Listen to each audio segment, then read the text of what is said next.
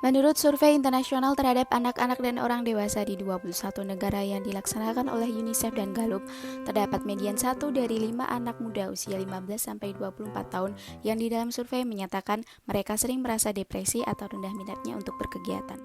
Himpunan Dokter Spesialis Kedokteran Jiwa Indonesia melakukan survei swab periksa psikologi terhadap 4.000 responden dari seluruh Indonesia yang menunjukkan 65% mengaku memiliki kecemasan, 62% mengalami depresi, dan 80% mengalami gejala trauma psikologis.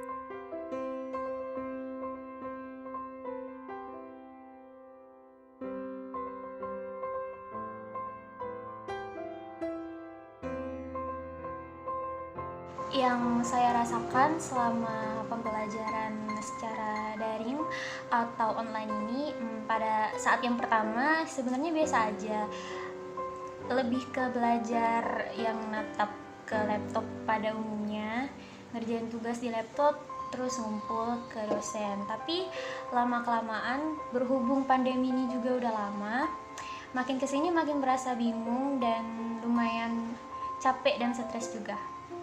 Pada masa pandemi ini, selama proses pembelajaran daring, yang saya rasakan itu capek.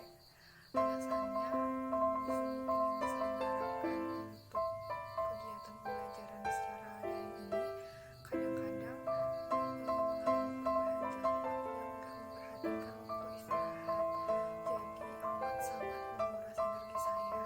Terus juga tugas-tugas yang diberikan kan jadi lebih banyak. Selain itu juga kita perlu menyesuaikan kebijakan dosen yang mengajar kan, pada setiap kelasnya. Ini kadang cukup membingungkan karena sering ada miskomunikasi yang terjadi dikarenakan barrier dalam berkomunikasi yang cuma bisa dilaksanakan melalui WhatsApp saja.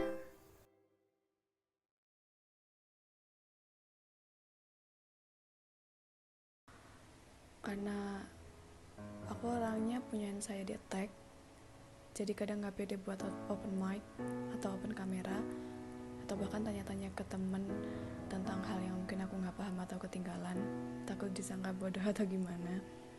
Terus juga kalau ada tugas kelompok, susah ngatur kelompoknya kalau dapat orang-orang yang pasif, manage waktunya juga susah.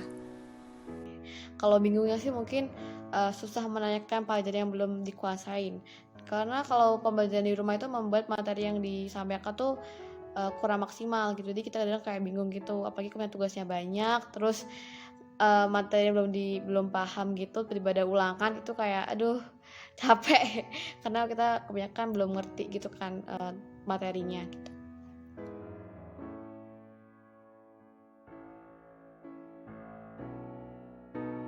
Sama sekali nggak kepikiran kalau misalnya dengan keadaan pandemi seperti ini akan membuat menjadi lebih stres dan mempengaruhi mental. Sama sekali nggak kepikiran. Tapi semenjak udah hampir 2 tahun pandemi kuliah secara daring ini, makin disini makin kepikiran kalau memang mempengaruhi mental sih. Karena pertama kita udah jarang nih interaksi sama orang, dan tugas juga selalu diberikan beruntun, gak ada henti-hentinya.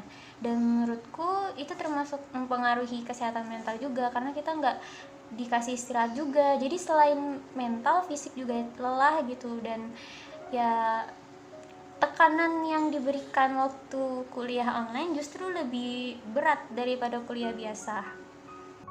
Mungkin lebih ke capek atau stres ya, karena susah banget buat memahami materi gitu, susah banget kalau kita kayak nggak rajin baca, kita bakal kayak susah buat ngerti materi itu juga. Apalagi tugasnya banyak banget, jadi kayak dan deadline-nya tugas-tugas kadang kan cepet-cepet ya deadline-nya kan, jadi kayak stres aja gitu lama-lama kayak capek gitu. Terus pembelajaran daring ini cukup mempengaruhi kondisi mental saya. Ada rasa cemas yang berlebih yang saya rasakan khususnya pada saat dilaksanakannya Zoom meetings. Karena beberapa dosen itu lebih mementingkan etika mahasiswanya ketika bergabung di kelas beliau yang membuat saya nggak fokus untuk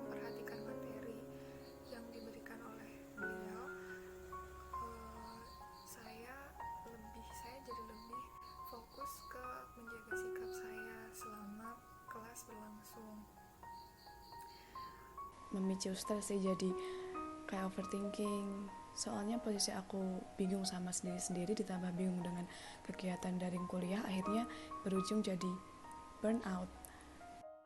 Selama pandemi, para pelajar merasa lelah, stres, dan bingung terhadap proses pembelajaran daring dikarenakan terjadi banyak perubahan jadwal yang tidak memperhatikan waktu istirahat atau jadwal yang lebih melelahkan daripada saat pembelajaran offline. Kebanyakan dari mereka merasa bingung dengan materi yang disampaikan oleh guru atau dosen karena mereka cenderung merasa tidak percaya diri untuk bertanya langsung kepada guru atau dosen. Akibatnya mereka kurang memahami materi dengan baik yang disampaikan oleh guru atau dosen. Setelah hampir 2 tahun pandemi, aktivitas pembelajaran online ini dirasa mempengaruhi kesehatan mental para pelajar karena beban tugas yang diberikan secara terus-menerus dan dikejar deadline sehingga fisik menjadi lelah, sulit dalam memahami materi. Tekanan yang dirasakan waktu pembelajaran online ternyata lebih besar.